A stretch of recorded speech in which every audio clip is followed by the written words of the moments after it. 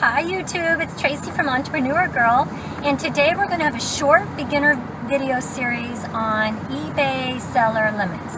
I've had a couple of questions from subscribers wanting to know what these seller limits are and if there's anything we can do about them. So when you start your eBay account, you're going to be limited to 10 items the first month or $1,000 worth of value, whichever comes first.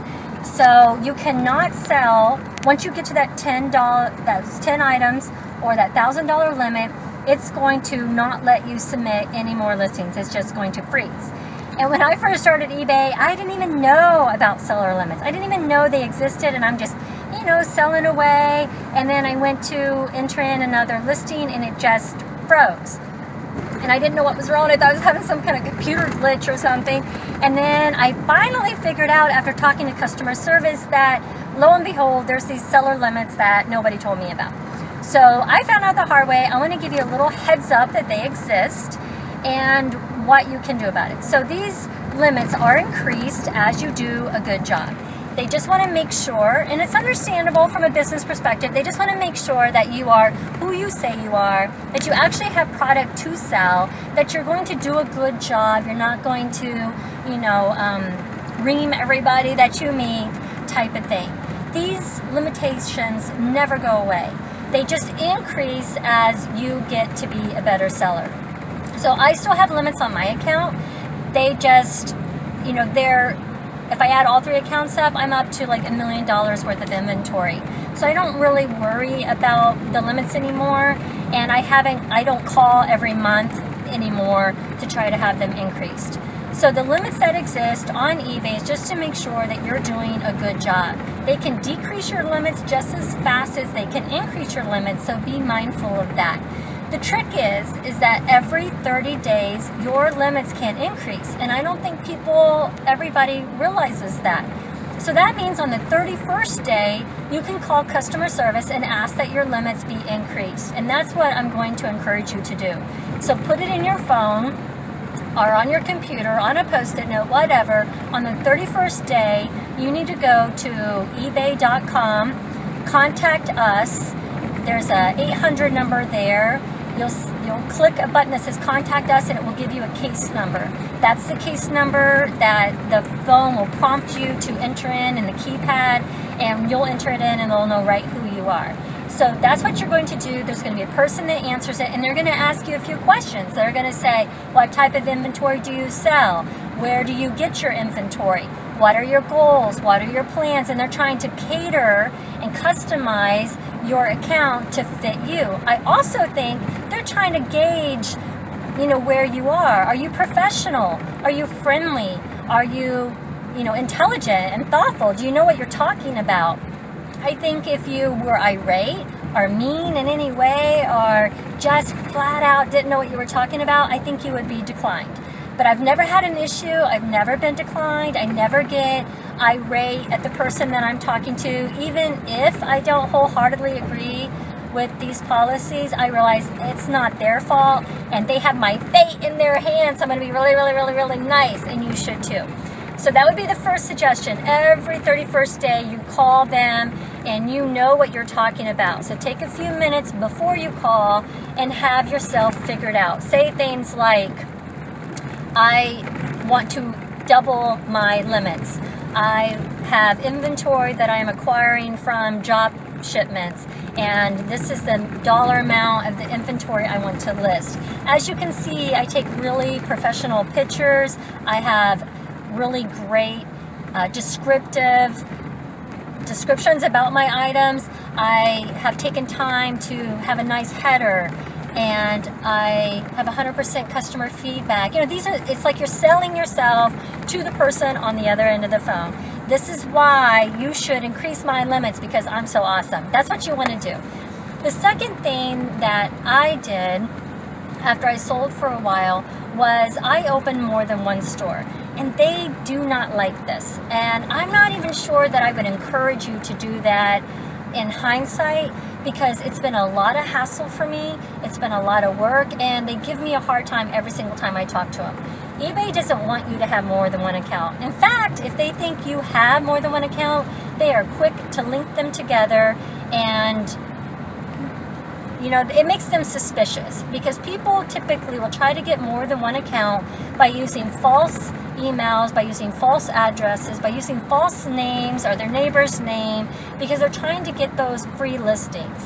When you open an account with eBay, you get 50 free listings on your account.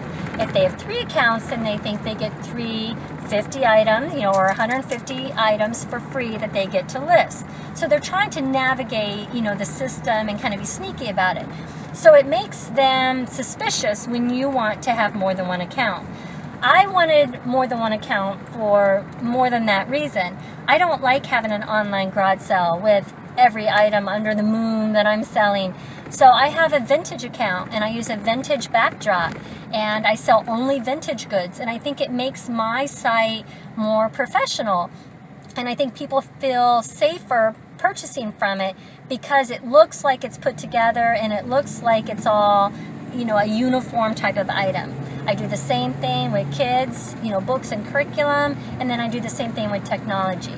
The more I Amazon, the less I want 3 accounts, so I'm actually considering Amazoning more and limiting to one store eBay. Haven't made that decision yet. I'll keep you posted. I don't know, but that would be the second option. The first one being 31 days, the second one having more than one account. The third thing I would do, try to be very successful. Try to have fast shipping times, good customer service. Get that 100% feedback. Know your business plan. Know where you're trying to go. Know what your goals are, and communicate all the time with eBay and tell them, tell them what you're trying to accomplish and allow them to help you. There's all kinds of eBay videos that you can watch. Their customer service has a support team that will talk to you about different issues, and you can schedule a phone conference with them. I've done that a couple of times. So this is the limits. They do increase. My stores, I have almost $1 million worth of value that I can list now. So it really does work. You just have to be patient with it, and it's just frustrating. The fourth thing I would tell you to do while you are working on your eBay account, go ahead and get that started now so that 30-day clock can tick, and you can be working on increasing your limits with eBay. But Amazon doesn't have any limits. So move over there, start mailing 1 million items this month. There is no limit to what you can send to Amazon. Send away. Don't worry about eBay. List what you can. Match your limits keep listing till you hit the limit bar. Ask for your limits to be increased. Hit it again. Ask for them to be increased. Hit it again. Keep on eBay. But in the meantime, move over to Amazon and start sending off that inventory. You want as many boxes as you can get into the Amazon FBA warehouse. And for those of you that don't know, FBA is fulfilled by Amazon, and that is a seller account option that you have to send to their warehouses and have them ship the items out. The more inventory you have in their warehouses, the more inventory you're going to sell. So just ship away to Amazon and don't worry so much about these limits on eBay, because it's all going to work out. You don't really care where you sell your item as long as you're selling your item, right? So that's my little tidbit today. I know a lot of you disagree with eBay.